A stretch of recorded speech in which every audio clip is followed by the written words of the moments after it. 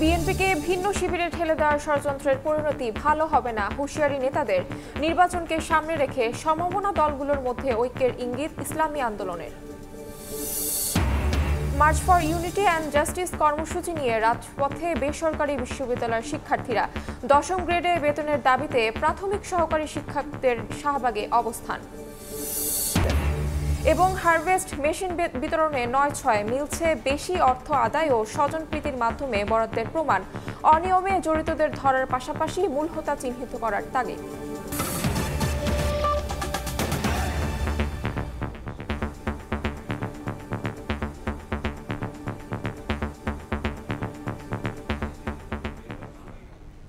সময় সংবাদের সঙ্গে আছি আমি তাহমিনা তন্নি। বিএনপিকে ভিন্ন শিবিরের দিকে ঠেলে দেওয়ার অপচেষ্টা চলছে দাবি করে বিএনপির স্থায়ী কমিটির সদস্য মির্জা আব্বাস বলছেন, ষড়যন্ত্র করে ফায়দা হাসিলের চেষ্টা করলে তাদের পরিণতি ভালো হবে না। এদিকে দলটির আরেক নেতা রুহুল কবির রিজভী বলেছেন, অন্তর্বর্তী সরকারের ভেতর থেকে রাজনৈতিক দল গঠনের চেষ্টা চলছে। জন আকাঙ্ক্ষা পূরণের বিপরীতে রাজনৈতিক দল গঠনের চেষ্টায় সরকারের নিরপেক্ষতা নিয়ে প্রশ্ন উঠেছে বলেও দাবি তার। বিএনপির প্রতিষ্ঠাতা ও সাবেক রাষ্ট্রপতি জিয়াউর রহমান এবং বিএনপি চেয়ারপারসন বেগম খালেদা জিয়ার কনিষ্ঠ পুত্র আরাফাত রহমান কোকোর 10ম মৃত্যুবার্ষিকীতে বনানী কবরস্থানে নেতাকর্মীরা সমাধিতে ফুল দেন বিএনপির সিনিয়র যুগ্ম মহাসচিব অ্যাডভোকেট রুহুল কবির রিজভী। এ সময় কোকোর রুহের মাগফিরাত কামনায় দোয়া ও মোনাজাত অনুষ্ঠিত হয়।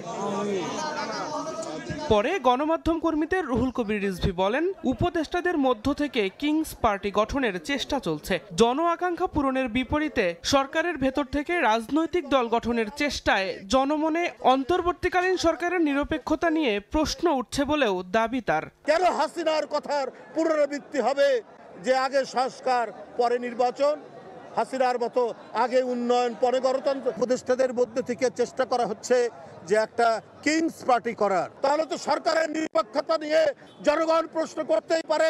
এদিন নয়াপল্টনে বিএনপির কেন্দ্রীয় কার্যালয়ে দোয়া ও আলোচনা অনুষ্ঠানে অংশ নিয়ে বিএনপির স্থায়ী কমিটির সদস্য মির্জা আব্বাস বলেন, বিএনপি নতুন করে ১/১১ পায়তারা করেনি। ওই সময় সবচেয়ে ক্ষতিগ্রস্ত হয়েছে বিএনপি নেতাকর্মীরা, যারা দলটিকে ভিন্ন শিবিরে ঠেলে দিয়ে ফায়দা হাসিলের চেষ্টা করছেন। তাদের পরিণতি ভালো হবে না বলেও হুঁশিয়ারি উচ্চারণ করেন মির্জা আব্বাস। ১/১১ ভয়াবহ পরিণতি, এটা বিএনপির চেয়ে কেউ বেশি ভোগ করে নাই। বিএনপিকে যারা ভিন্ন শিবিরে ঠেলে দিয়ে ফায়দা হাসিলের চেষ্টা করছেন, এটার পরিণতি কিন্তু ভালো হবে না। এদিকে ঢাকা রিপোর্টার্স ইউনিটিতে আরেক অনুষ্ঠানে বিএনপির ভাইস চেয়ারম্যান শামসুজ্জামান দুদু বলেছেন, উপদেষ্টারা বিএনপির সমালোচনা করতে গিয়ে শুধু গণতন্ত্রের বিরোধিতাই করছেন না, বরং পরোক্ষভাবে ফ্যাসিবাদকে সমর্থন করছেন। বিএনপিকে সমালোচনা করতে গিয়ে যে আপনি পরোক্ষে গণতন্ত্রের সমালোচনা করছেন, ফ্যাসিবাদের পক্ষে চলে যাচ্ছে, এটা কি আপনি খেয়াল করেছেন? দিন মোহাম্মদ সাব্বির, সময় সংবাদ, ঢাকা। কথায় কথায় যারা জামায়াতে ইসলামকে বিদেশে চলে যেতে বলতো, তারাই দেশ থেকে পালিয়েছে বলে মন্তব্য করেছে দলটির আমির ডক্টর শফিকুর রহমান। কুড়িগ্রামে কর্মী সম্মেলনে যোগ দিয়ে তিনি বলেন, মানুষ হত্যা করে ক্ষমতায় টিকে থাকতে চেয়েছিল আওয়ামী লীগ। এদিকে রাজধানীর এক অনুষ্ঠানে দলটির সহকারী সেক্রেটারি জেনারেল বলেন, গোজামিলের ভোটারের তালিকায় নির্বাচন হলে দেশের মানুষ মানবে না। সংস্কার নাকি নির্বাচন, দেশের রাজনীতিতে এখন এক জটিল প্রশ্ন। অভ্যুত্থান পরবর্তী নির্বাচন কমিশনেরও বড় চ্যালেঞ্জ সুষ্ঠু নির্বাচন আয়োজন। এর মধ্যে আলোচনায় আওয়ামী লীগের আমলে ভোটার তালিকা। বিভিন্ন রাজনৈতিক দলের অভিযোগ, 2 কোটি ভুয়া ভোটার তৈরি করেছে শেখ হাসিনা সরকার।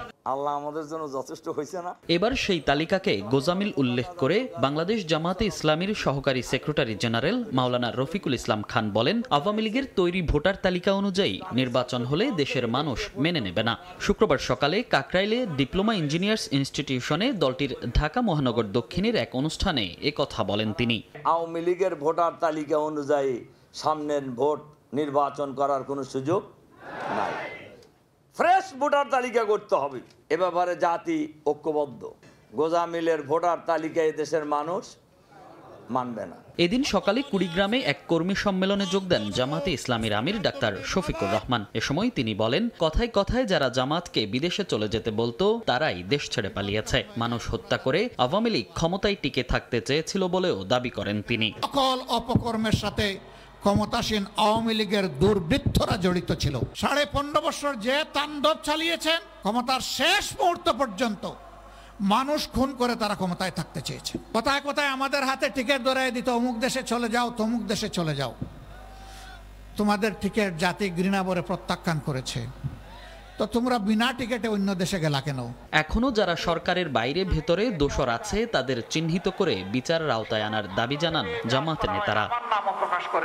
মনির হোসাইন, সময় সংবাদ, ঢাকা।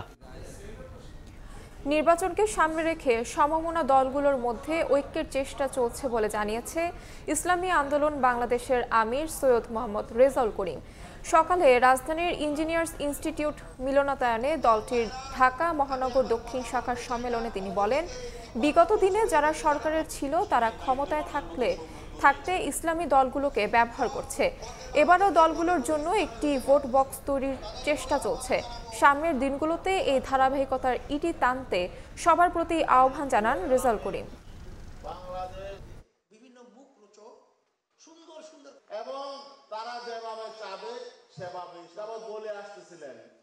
তারা বারবার আমাদেরকে বিভিন্ন মুখরোচক সুন্দর সুন্দর কথার মাধ্যমে আমাদেরকে অনেক আশা আকাঙ্ক্ষা দেখিয়ে আমাদেরকে বারবার তারা ব্যবহার করেছে।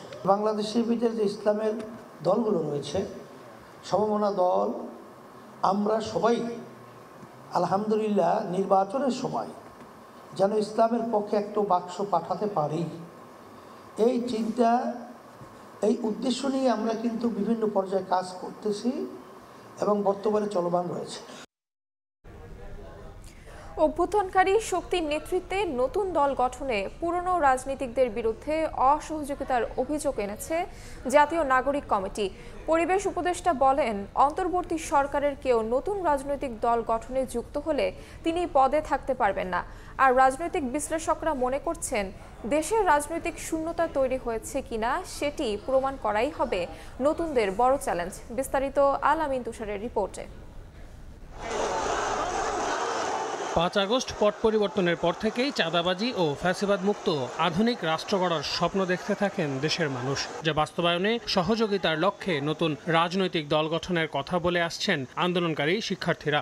সবশেষ ঘোষণা অনুযায়ী ফেব্রুয়ারিতেই আত্মপ্রকাশ ঘটতে যাচ্ছে নতুন সেই দলের।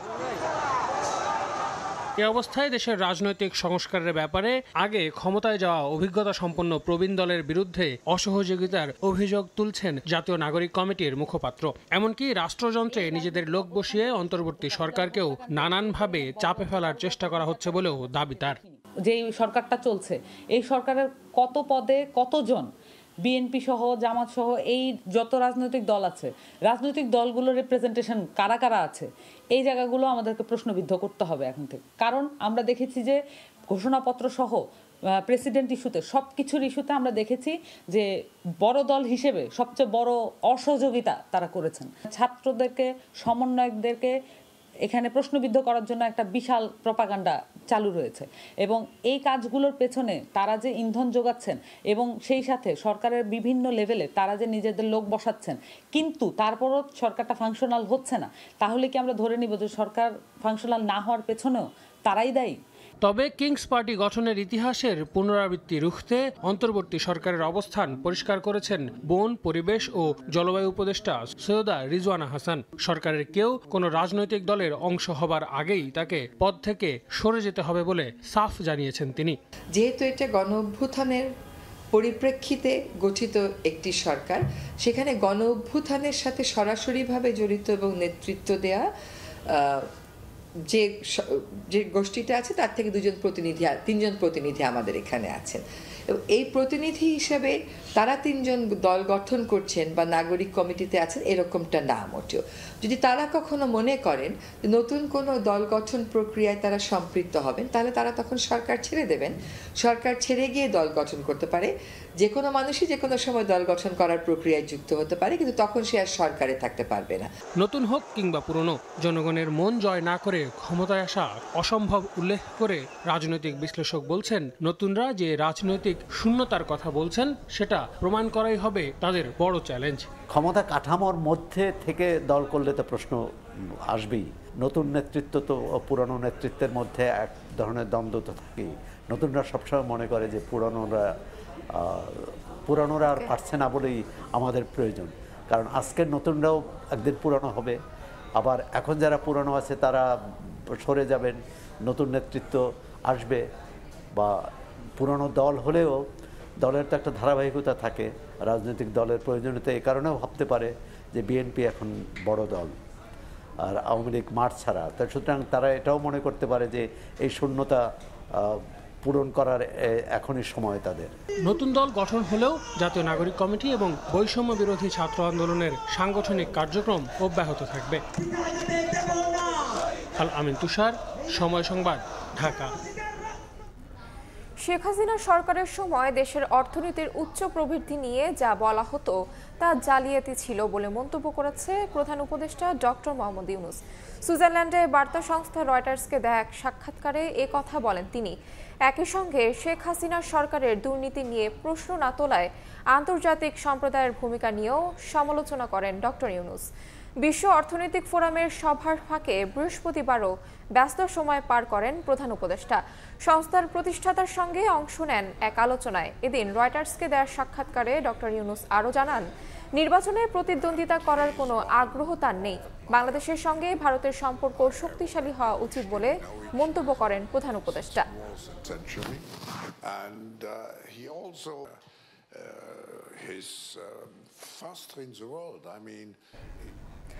বাংলাদেশের ফেসবুকের মাধ্যমে ভুয়া তথ্য ও গুজব ছড়ানো বন্ধে কার্যকর পদক্ষেপ গ্রহণ করার আহ্বান জানিয়েছে প্রধান ইউনূস। সুইজারল্যান্ডে দাভোসে বিশ্ব অর্থনৈতিক ফোরামের বার্ষিক সম্মেলনে মেটার গ্লোবাল অ্যাফেয়ার্স প্রেসিডেন্ট নিক ক্লেগের সাথে এক দ্বিপাক্ষিক বৈঠকে এ কথা বলেন তিনি। ফেসবুক প্ল্যাটফর্মকে ইউজ করে প্রচুর ফেক নিউজ ছড়ানো হচ্ছে, বাংলাদেশকে নিয়ে অনেক মিথ্যা নিউজ দেওয়া হচ্ছে, অনেক ডিসইনফরমেশন দেওয়া হচ্ছে, এবং এটার ফলে যেটা হয় যে অনেক ভালনারেবল জনগোষ্ঠী এতে বিপদগ্রস্ত হন, অনেক ধরনের রায়ট হয়ে যায় এর কারণে। তো এটার ব্যাপারে প্রফেসর ইউনূস তাকে নিকলে বললেন যে তারা যাতে বাংলাদেশে ফেক নিউজ এবং মিস ইনফরমেশন এটাকে কীভাবে ট্যাকেল করা যায় সেই ব্যাপারে যেন আরও বেশি তারা যত্নবান হন এবং আরও বেশি স্টেপ যাতে নেন। আজ রাতে লন্ডন ক্লিনিক থেকে ছাড়া পেতে পারেন বিএনপির চেয়ারপারসন বেগম খালেদা জিয়া। হাসপাতাল থেকে ছেলে তারেক রহমানের বাসায় যাওয়ার কথা রয়েছে তার। লন্ডন ক্লিনিকের সামনে সাংবাদিকদের ব্রিফিংয়ে এ কথা জানান ব্যক্তিগত চিকিৎসক ও বিএনপির স্থায়ী কমিটির সদস্য ডক্টর AZM জাহিদ হোসেন। বলেন, প্রফেসর প্যাট্রিক কেনেডি এবং জেনিফার ক্রসের তত্ত্বাবধানে চিকিৎসা চলবে সাবেক প্রধানমন্ত্রীর। লন্ডন থেকে শোয়েব কবিরের রিপোর্টে বিস্তারিত। অবশেষে হাসপাতাল থেকে বাসায় ফিরছেন বেগম খালেদা জিয়া। স্থানীয় সময় শুক্রবার রাতে তারেক রহমানের লন্ডনের বাসায় নিয়ে যাওয়া হবে তাকে। বৃহস্পতিবার রাতে হাসপাতালের সামনে সাংবাদিকদের ব্রিফিংয়ে বেগম জিয়ার ব্যক্তিগত চিকিৎসক ও বিএনপির স্থায়ী কমিটির সদস্য ডক্টর AZM জাহিদ হোসেন জানান, সাবেক প্রধানমন্ত্রী শারীরিকভাবে আগের চেয়ে অনেকটাই ভালো আছেন। এইখানকার চিকিৎসকরা যদি ওনাকে ছুটি দেয়, কারণ ওই কিছু কিছু রিপোর্টের জন্য আজকেও একজন চিকিৎসক দেখে ওনাকে কিছু পরীক্ষা করার জন্য দিয়েছেন, সেগুলো করাবো। করে যদি সব ঠিক থাকে তাহলে হয়তো ইভিনিংয়ে আওয়ারে ছুটি হওয়ার সম্ভাবনা আছে। তিনি আরও বলেন, বেগম জিয়ার লিভার ট্রান্সপ্লান্টের বিষয়ে সিদ্ধান্ত পৌঁছানো যায়নি। তিনি সার্বক্ষণিকভাবে প্রফেসর প্যাট্রিক কেনেডি ও জেনিফার ক্রসের তত্ত্বাবধানে চিকিৎসাধীন থাকবেন। শারীরিক অবস্থার উন্নতি অব্যাহত থাকলে সাবেক প্রধানমন্ত্রী বেগম জিয়া দ্রুতই দেশে ফিরে যেতে পারবেন বলেও জানান তিনি। উনি সার্বক্ষণিকভাবে প্রফেসর প্যাট্রিক কেনেডি এবং জেনিফার ক্রস ওনাদের সার্বিক তত্ত্বাবধানে উনি চিকিৎসা অধীন থাকবেন এবং মেডিকেল বোর্ড যেটি ওনার চিকিৎসকরা আছে ওনাদের তত্ত্বাবধানে থাকবেন। মাকে দেখতে এদিনও হাসপাতালে আসেন তারেক রহমান। দাদির সঙ্গে দেখা করে বের হতে দেখা যায় বেগম জিয়ার 3 নাতনি জাইমা রহমান, জাফিয়া রহমান ও জাহিয়া রহমানকে। চিকিৎসকদের সমন্বিত সিদ্ধান্ত মোতাবেক 18 দিন পর বেগম খালেদা জিয়াকে দ্য লন্ডন ক্লিনিক থেকে তারেক রহমানের বাসায় নিয়ে যাওয়া হচ্ছে। বাসায় থাকলেও অধ্যাপক ডক্টর প্যাট্রিক কেনেডির নেতৃত্বে গঠিত মেডিকেল বোর্ডের তত্ত্বাবধানে চলবে বেগম জিয়ার পূর্ণাঙ্গ চিকিৎসা কার্যক্রম। শোয়েব কবির, সময় সংবাদ, লন্ডন। সময় সংবাদে আরও থাকছে, আমদানি বাড়লেও এখনো চড়া চালের বাজার, কিছুটা কমতির দিকে ব্রয়লার মুরগির দাম, সস কেচাপে ভ্যাট বাড়ায় শঙ্কায় রাজশাহীর টমেটো চাষিরা।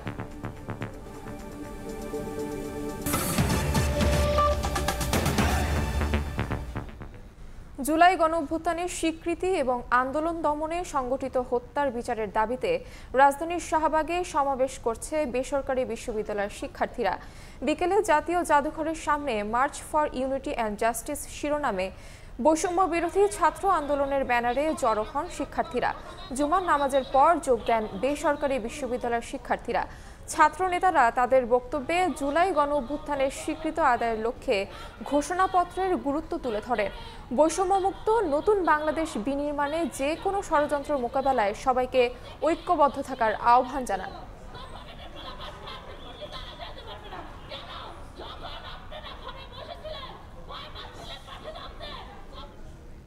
এই মুহূর্তে শাহবাগে আছেন সহকর্মী সাদিকুর রহমান, সরাসরি যাচ্ছি তার কাছে। March for unity and justice নামক আজকে যে বেসরকারি বিশ্ববিদ্যালয় শিক্ষার্থীদের আজকের যে সমাবেশটি অনুষ্ঠিত হয়েছে 3টার দিকে এই শাহবাগে জাতীয় জাদুঘরের সামনে, এইখানে তাদের যে উদ্দেশ্যটি এবং দাবিটি সেটি হচ্ছে যে এই যে জুলাই গণঅভ্যুত্থান এবং যে জুলাই যে আন্দোলন, এই জুলাই আন্দোলনকে দমিয়ে রাখতে যে এই হামলা এবং হত্যাকাণ্ড চালানো হয়েছিল, সেই হত্যাকাণ্ডের বিচার যেন হয়, সেই দাবি এই আজকের এই সমাবেশ থেকে জানানো হচ্ছে। এবং আজকে তারা বলছেন যে আসলে এই শুধুমাত্র বিচার নয়, এখানে ফ্যাসিবাদ যাতে কোনোভাবেই এখানে আসতে না পারে, বাংলাদেশের ফ্যাসিবাদী যাতে কোনোভাবেই কায়েম করতে না পারে, সেই জন্য কিন্তু তারা চাচ্ছেন যেন সংস্কারটা হয়, সেই দাবি কিন্তু এখান থেকে জানানো হচ্ছে। এবং আজকের যে সমাবেশটি এটি হচ্ছে গণঅভ্যুত্থানের পরে আজকেই প্রথম এই সমাবেশ বেসরকারি বিশ্ববিদ্যালয়ের শিক্ষার্থীদের, এবং এখানে একে একে বেসরকারি বিশ্ববিদ্যালয় বিভিন্ন বিশ্ববিদ্যালয়ের শিক্ষার্থীরা এখানে জড়ো হয়েছেন এবং তাদের যারা প্রতিনিধি আছেন, নেতা আছেন, তারা কিন্তু বক্তব্য দিয়েছেন। এখানে কিন্তু জাতীয় নাগরিক কমিটির যিনি আহ্বায়ক নাসিরউদ্দিন পাটোয়ারি, তিনি কিন্তু এখানে উপস্থিত হয়েছেন। এখানে প্রধান বক্তা হিসাবে কিন্তু তিনি বক্তব্য ইতিমধ্যে শুরু করেছেন। আমরা বেসরকারি বিশ্ববিদ্যালয়ের শিক্ষার্থীদের প্রতিনিধি বা নেতারা যারা বক্তব্য দিয়েছেন, তারা আসলে তাদের বক্তব্যে মূল একটা বিষয় জানাতে চাচ্ছেন যে তারা যেটা দাবি করছেন এবং বলছেন, অভিযোগ করছেন যে এই যে এইখানে যে গণঅভ্যুত্থানে যারা আহত হয়েছে, মূলত আসলে তাদেরকে আহতদেরকে চিকিৎসা করে দিয়ে পুনর্বাসন না করে মূলত ফ্যাসিবাদীদেরকে আসলে পুনর্বাসনের, ফ্যাসিবাদের দোষরদেরকে পুনর্বাসনের আসলে বিভিন্ন পায়তারা করা হচ্ছে। সেই জন্য তারা হুঁশিয়ারি উচ্চারণ করে বলেছেন যে বেসরকারি বিশ্ববিদ্যালয়ের শিক্ষার্থীরা যেভাবে গণঅভ্যুত্থানে আন্দোলনে যেভাবে ভূমিকা রেখেছিল, তারা যে কোনো ষড়যন্ত্রের বিরুদ্ধে কিন্তু তারা আবার যে কোনো সময় ঐক্যবদ্ধ হবে এবং সেই জন্য তারা রাজপথে আছে এবং রাজপথে থাকবে, এই বিষয়টা কিন্তু তারা বলছেন। এবং তারা হুঁশিয়ারি করে আরো কয়েকটা বিষয়ে বলছেন যে আসলে সামনে নির্বাচন, শুধুমাত্র তাদের হাত ধরে সেই নতুন যাত্রা এবং সূর্যোদয় উদিত হবে। আমরা আমাদের প্রাইভেট বিশ্ববিদ্যালয়ের যারা সহযোদ্ধা রয়েছেন, পাবলিক বিশ্ববিদ্যালয়ের যারা সহযোদ্ধা রয়েছেন, আমাদের পাহাড়ের যারা সহযোদ্ধা রয়েছেন, আমাদের সমতলের যারা সহযোদ্ধা রয়েছেন, সবাই আসুন আমরা ঐক্যবদ্ধ হই। মুজিববাদী সংবিধান, একদলীয় সংবিধান থেকে বের হয়ে আমরা বহুদলীয় সংবিধান রচনার দিকে আমরা অগ্রসর হই।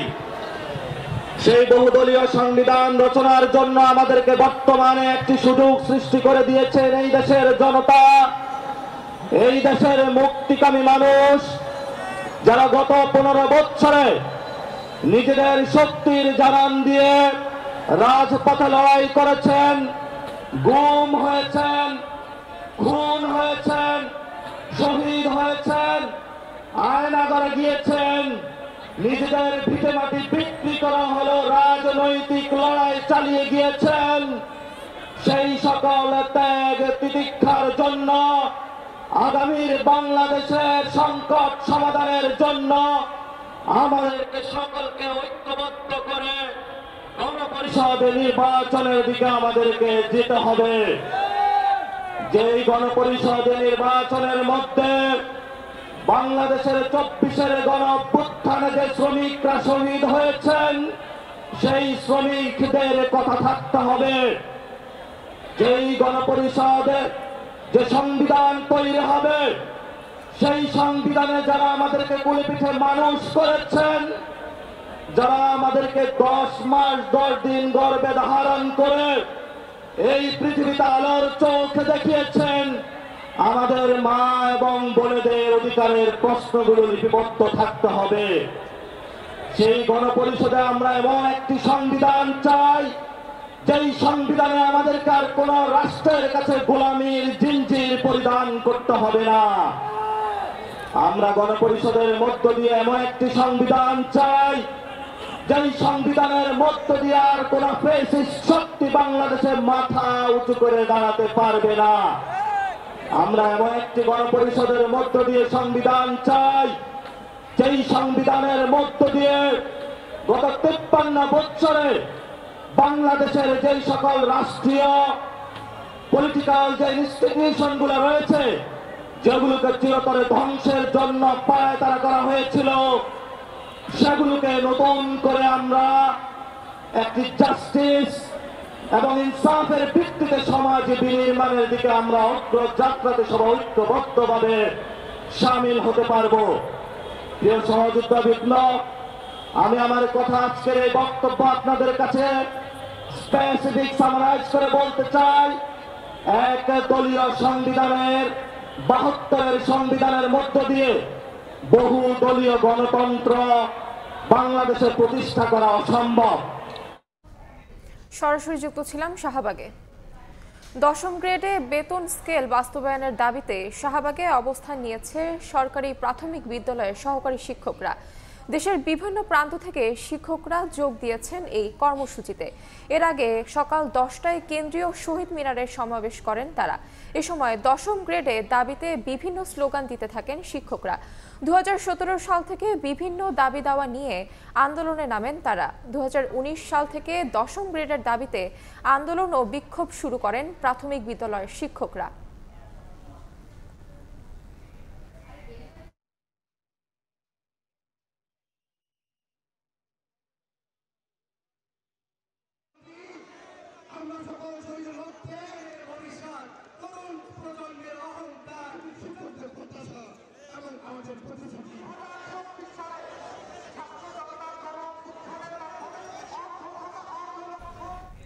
এই মুহূর্তে জাতীয় জাদুঘরের সামনে আছেন সহকর্মী সাইফুল রুদ্র। সরাসরি চলে যাচ্ছি তার কাছে।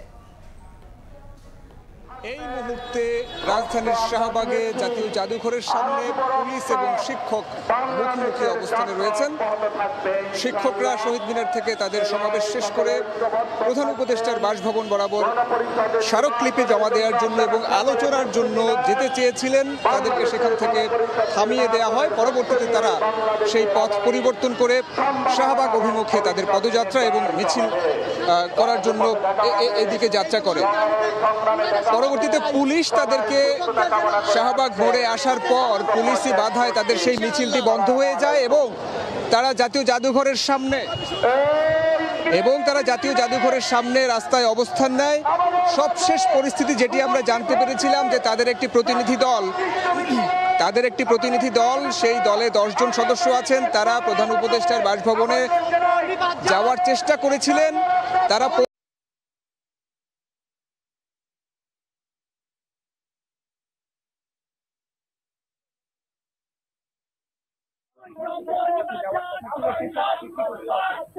তারা যোগাযোগ করার জন্য, যেহেতু আজকে ছুটির দিন, সেহেতু তারা তাদের সেই পরিকল্পনা থেকে সরে এসেছেন।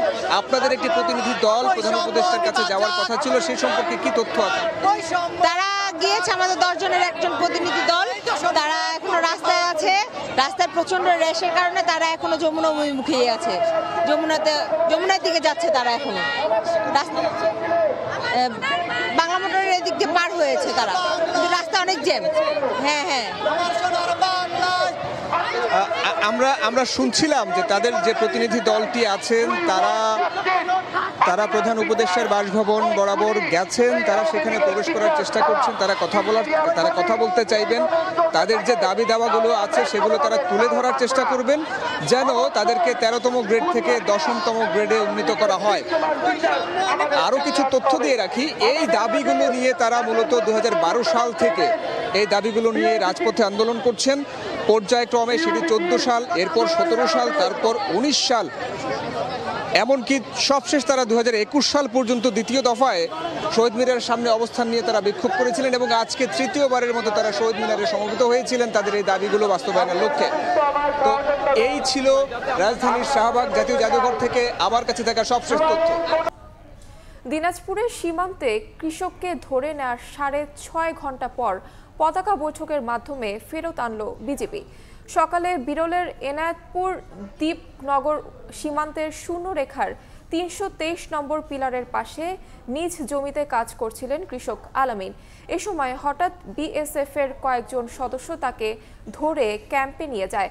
স্বজন ও স্থানীয়রা বিষয়টি বিজেপিকে জানায়। এরপর বিকেলে বিজেপি বিএসএফ পতাকা বৈঠক অনুষ্ঠিত হয়। এ সময় বিজেপির কাছে আলামিনকে হস্তান্তর করে বিএসএফ।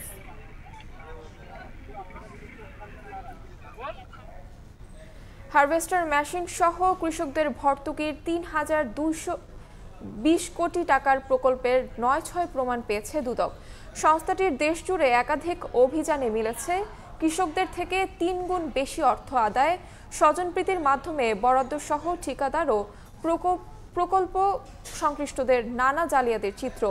কৃষি অর্থনীতিবিদরা বলছে মাঠ পর্যায়ে অনিয়মে জড়িতদের ধরার পাশাপাশি মূল হোতাদের চিহ্নিত করা হবে। তাসলিম তৌহিদের প্রতিবেদন। নেত্রকোনা সদর উপজেলার রোহা ইউনিয়নে কৃষি কর্মকর্তা সুলতানের বাড়িতে সম্প্রতি দুদকের অভিযানে মেলে 5টি কম্বাইন্ড হারভেস্টার মেশিন। তাদের দাবি, এই কৃষি কর্মকর্তা আত্মীয়দের নামে 10টি সরকারি ভর্তুকি মূল্যের হারভেস্টার মেশিন বাগিয়ে নেন। এটা একজন কৃষি অফিসারের বাড়ি, তার বাড়ির এই উঠানেই 5টা মেশিন রয়েছে। কার বাড়ি 10-12টা মেশিন হওয়ানি চায়। নেত্রকোনায় মেশিনের দেখা মিললেও বাগেরহাটে ছবি তুলে মেশিন গায়েব করার অভিযোগ উঠেছে সংশ্লিষ্টদের বিরুদ্ধে। দুদক বলছে শুধু ছবি তুলেই 11টি মেশিন বাবদ প্রকল্পের প্রায় 3 কোটি টাকা লোপাটের তথ্য পেয়েছে। একজনের ভোটার আইডি কার্ড, একজনের অন্যান্য তথ্যগুলো কালেক্ট করে তাকে 5 থেকে 10,000 টাকার বিনিময়ে একটি চুক্তিপত্রে স্বাক্ষর করিয়ে তাকে মেশিন দিয়ে ছবি ওঠায় এই মেশিনটা এখানে আর রাখা হয়নি, মেশিনটা অন্য জায়গায় নিয়ে যাওয়া হয়। 2020 সালে আওয়ামী লীগ সরকার কৃষকদের ভর্তুকি মূল্যে কৃষি যন্ত্রপাতি সরবরাহের জন্য 3,020 কোটি টাকা ব্যয়ে 5 বছরের একটি প্রকল্প গ্রহণ করে। তবে হারভেস্টার মেশিন সহ 40,000 কৃষি যন্ত্রপাতি বিতরণে পদে পদে ঘটেছে প্রকল্পে অনিয়ম দুর্নীতি। একযোগে 6 জেলা দুদকের অভিযানে মিলেছে অসঙ্গতির প্রমাণ, আর বঞ্চিত হয়েছেন প্রকৃত কৃষকরা। যেই ক্ষেত্রে অনিয়ম এবং দুর্নীতির প্রমাণাদি পাওয়া গেছে সেগুলি সংক্রান্তে সে প্রতিবেদনে উপস্থাপন করে থাকে এবং এই প্রতিবেদন দুর্নীতি দমন কমিশনে উপস্থাপনের পর এই বিষয়ে সিদ্ধান্ত গৃহীত হবে। কৃষি অর্থনীতিবিদ জাহাঙ্গীর আলম খানের মতে, বিগত সময়ে এই প্রকল্পে অনিয়মের সঙ্গে জড়িত মূল হোতাদের বিরুদ্ধে ব্যবস্থা নিতে হবে দুদককেই। এটা যারা পরিচালনা করছে হয়তো তাদেরও সংশ্লিষ্টতা থাকতে পারে, তাহলে যে অনুসন্ধানটা হবে এটা সার্বিকভাবে একটা অনুসন্ধান হওয়া দরকার। যারাই এই কারসাজি করেছে তাদের সবাইকেই আইনের আওতায় নিয়ে আসা উচিত। হারভেস্টার মেশিন বিতরণে অনিয়মের ঘটনায় ঠিকাদার ও প্রকল্প সংশ্লিষ্টদের বিরুদ্ধে দুদকে আরও একটি অনুসন্ধান চলমান রয়েছে। তাসলিম তৌহিদ, সময় সংবাদ, ঢাকা। বিশ্ব ইজতেমাকে সামনে রেখে গাজীপুরের টঙ্গী তুরাগ নদের তীরে চলছে শেষ মুহূর্তের প্রস্তুতি। খুঁটি বসানোর পাশাপাশি শামিয়ানা টানানো ও সেলাইয়ে অংশ নিচ্ছে মুসল্লিরা। বসানো হয়েছে সিসি ক্যামেরা। ইতিমধ্যে 80% বেশি কাজ সম্পূর্ণ হয়েছে বলে জানিয়েছে আয়োজক সংশ্লিষ্টরা। কোথাও চলছে মাইক টাঙানো, আবার কোথাও চলছে লাইট লাগানোর কাজ। গাজীপুরের টঙ্গীর তুরাগ নদের তীরে বিশ্ব ইজতেমা ময়দানে এখন শেষ মুহূর্তের প্রস্তুতি সম্পন্ন করতে ব্যস্ত মুসল্লিরা।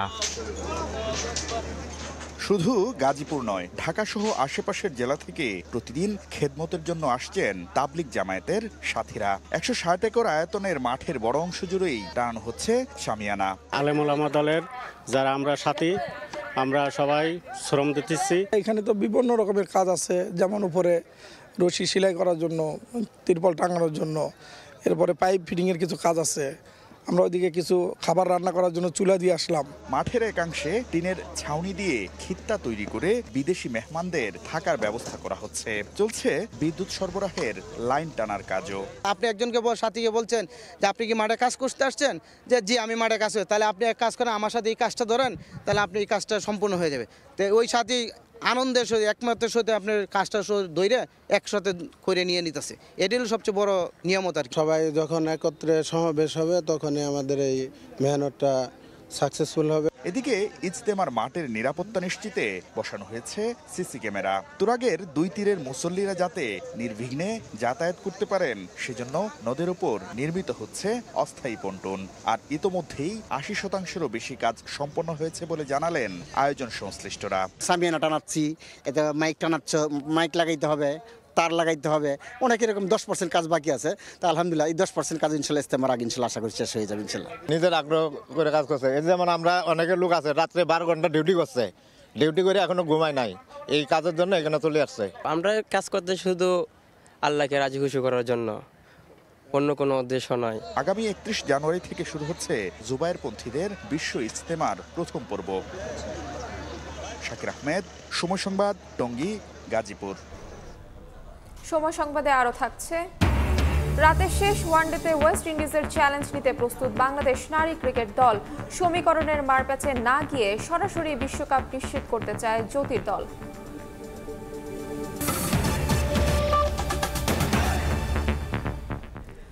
আমদানির পরও নিয়ন্ত্রণহীন চালের বাজার। কেজিতে 10 থেকে 12 টাকা বেড়ে আপাতত স্থির থাকলেও মৌসুমের নতুন চালের দেখা মিলছে না বাজারে। বিক্রেতাদের অভিযোগ, পুরনো চালের মজুদ থাকার পরও কারসাজি করেই দাম বাড়াচ্ছে মিলাররা। এদিকে রান্নার অন্যতম অনুষঙ্গ সাদা এলাচের দাম 2 মাসে কেজিতে বেড়েছে প্রায় 2000 টাকা। কিছুটা কমতির দিকে ব্রয়লার মুরগি ও সবজির দাম। নতুন ধানটা এখনো বাজারে আসেনি, নতুন চাউলটা কিন্তু বাজারে আসেনি। মেয়েদের কারসাজির কারণে বড় বড় ব্যবসাদের চেন্ডিগেটের কারণে কিন্তু বাজারটা নিয়ন্ত্রণ আসছে না। বাজারটা ওনাদের হাতে নিয়ে গেছে, ওনারা ইচ্ছা মতনও দাম বাড়া, ইচ্ছা মতনই কমা, দেখার মতো আর কেউ কোনো সুযোগ নেই।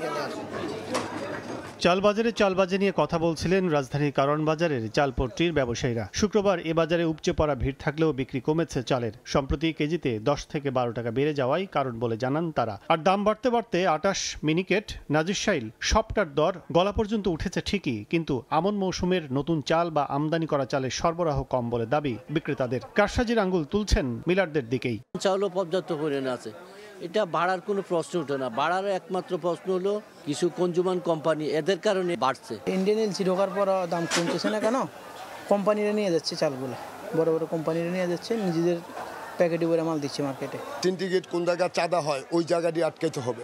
এবং কৃষক তো দাম পায় না, এই যে সাধারণ মানুষের হাতে কোনো কিছুই নেই। মশলার বাজারে রয়েছে অস্বস্তি। জিরা, দারুচিনি, লবঙ্গের দাম মোটামুটি থাকলেও ঊর্ধ্বমুখী এলাচ। 2 মাসে 3500 টাকার ভালো মানের সাদা এলাচের দাম বেড়ে হয়েছে 6000 টাকা। পরিস্থিতি নিয়ন্ত্রণে শক্ত মনিটরিং এর দাবি বিক্রেতাদের। 3200 টাকা যে এলাচ ছিল সেটা 5200, আর যেটা ছিল 2800 সেটা এখন বর্তমানে 4800। 10 টাকা 5 টাকা করে বাড়াইতে একসময় রমজান আসছে, ঠিকই তাদের আখের থেকে তারা গুছিয়ে নিয়েছে, তখন ওইটাও আর মানুষের চোখে লাগে না। এটার জন্য সরকারকে আরো একটু ভালোভাবে কেয়ারনেস হতে হবে। এদিকে সপ্তাহ ব্যবধানে মুরগির দাম কমেছে কেজিতে 10 টাকা। সোনালী 320 ও ব্রয়লার বিক্রি হচ্ছে 190 টাকা দরে। কাইসেস নাই, মালও আসতেছে, মনে করেন ওই বিয়ে শাদী পিকনিক এগুলো একটু কমে আসছে, কারণে মালের দামও কমতেছে। গত সপ্তাহ ব্রয়লারের দাম ছিল 200 টাকা, আজকে বেচতেছি 190 টাকা। বাজারে শিম, মূলা, ফুলকপি, বাঁধাকপি, ব্রোকলি, টমেটো, গাজর, শসা সহ বেশিরভাগ সবজি মিলছে প্রতি কেজি 10 থেকে 40 টাকায়। কাজল আব্দুল্লাহ, সময় সংবাদ, ঢাকা। সাপ্তাহিক ছুটির দিনে জমে উঠেছে ঢাকা আন্তর্জাতিক বাণিজ্য মেলা। সকাল থেকেই ক্রেতা দর্শনার্থীদের ভিড়। এই মুহূর্তে মেলা প্রাঙ্গণে আছেন সহকর্মী স্বপ্নক নিবিড়, সরাসরি যাচ্ছি তার কাছে। শীত আর কুয়াশা উপেক্ষা করে 24তম দিনে এসে জমে উঠেছে ঢাকা আন্তর্জাতিক বাণিজ্য মেলা।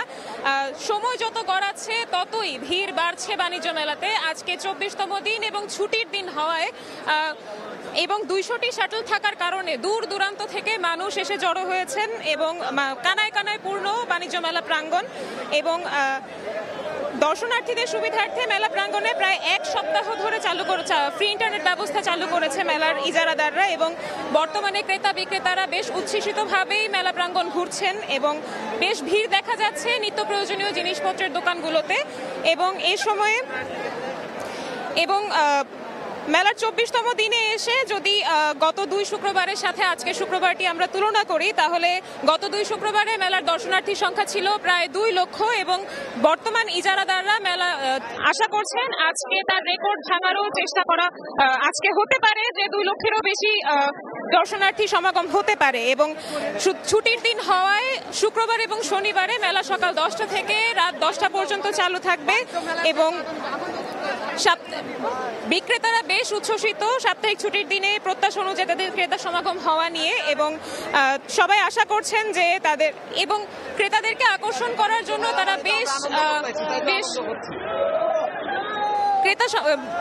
ক্রেতা আকর্ষণ করার জন্য বিক্রেতারা বেশ আকর্ষণীয় ছাড়ের ব্যবস্থা করেছেন এবং যেদিকে ছাড় বেশি পাচ্ছেন ক্রেতারা তারা জড়ো হচ্ছেন সেই দোকানগুলোতে এবং বেশ জমজমাট এবং আকর্ষণীয় অবস্থায় মেলা চলছে। এবং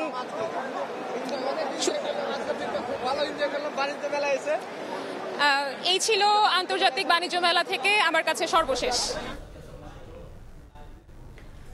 সরাসরি যুক্ত ছিলাম বাণিজ্য মেলায়। দেশের বাইরের খবর। যুক্তরাষ্ট্রে জন্মসূত্রে নাগরিকত্ব বাতিল করার নির্বাহী আদেশকে অসাংবিধানিক বলে মন্তব্য করেছে ওয়াশিংটন সিয়াটল ফেডারেশন ডিস্ট্রিক্ট কোর্টের বিচারক জন কফেনোর। একই সঙ্গে নির্বাহী আদেশের উপর অস্থায়ী নিষেধাজ্ঞা দিয়েছেন তিনি। এই আদেশের বিরুদ্ধে আপিল করার ঘোষণা জানিয়ে ট্রাম্প সরকার বলছেন শেষ পর্যন্ত আইনি লড়াই চলবে। দ্বিতীয় মেয়াদে যুক্তরাষ্ট্রের প্রেসিডেন্টের দায়িত্ব নেয়ার পর ডোনাল্ড ট্রাম্প যেসব নির্বাহী আদেশে সই করেছেন তার একটি জন্মসূত্রে নাগরিকত্ব আইন বাতিল সংক্রান্ত। তবে ট্রাম্পের এই নির্বাহী আদেশ চ্যালেঞ্জ করে যুক্তরাষ্ট্রের আদালতে আবেদন জমা পড়ছে। এরই পরিপ্রেক্ষিতে আদেশটিকে অসাংবিধানিক বলে মন্তব্য করেছেন ওয়াশিংটনের সিয়াটল ফেডারেল ডিস্ট্রিক্ট কোর্টের বিচারক জন কফনোর। একই সঙ্গে নির্বাহী আদেশের উপর অস্থায়ী নিষেধাজ্ঞা দিয়েছেন তিনি। ট্রাম্পের আদেশটিকে আটকে দিতে ওয়াশিংটন অঙ্গরাজ্যের অ্যাটর্নি জেনারেল নিক ব্রাউন এবং 3টি ডেমোক্রেটিক শাসিত রাজ্যের পক্ষ থেকে করা আবেদনের পক্ষে রায় দেন বিচারক কফনোর। বাংলাদেশ ওয়েস্ট ইন্ডিজ নারী সিরিজের খবর। গুরুত্বপূর্ণ ম্যাচে মাঠে নামতে যাচ্ছে নিগার সুলতানা জ্যোতির দল। সরাসরি বিশ্বকাপে জায়গা করে নিতে তৃতীয় ওয়ানডেতে জয় ভিন্ন পথে খোলা নেই বাংলাদেশের সামনে। সেন্ট কিটসে ম্যাচ শুরু হবে বাংলাদেশ সময় রাত 12টায়। সিরিজে 1-1 সমতা থাকায় বাঘিনীদের সামনে সুযোগ প্রথমবারের মতো ক্যারিবীয় দ্বীপে সিরিজ জয়েরও। উইমেন্স চ্যাম্পিয়নশিপে এখন 7 নম্বরে আছে বাংলাদেশ। ওয়েস্ট ইন্ডিজের বিপক্ষে তৃতীয় ওয়ানডেতে জিতলে 6-এ ওঠার পাশাপাশি টিকিট মিলবে সরাসরি বিশ্বকাপ খেলার। যদিও হারলেও সেই সুযোগ থাকবে, সেক্ষেত্রে খেলে আসতে হবে প্লে অফ। নিজেদের খেলা শেষে 5 ওয়ানডেতে মাত্র 1টা হেরেছে জ্যোতি বাহিনী। অন্যদিকে ঘরের মাঠ হলেও ভালো ছন্দে নেই ক্যারিবীয়রা। বাংলাদেশের জন্য চিন্তার জায়গা নিজেদের ব্যাটিং। শেষ ম্যাচ জিতলেও অধিনায়ক বাদে কেউ পায়নি বড় রানের দেখা।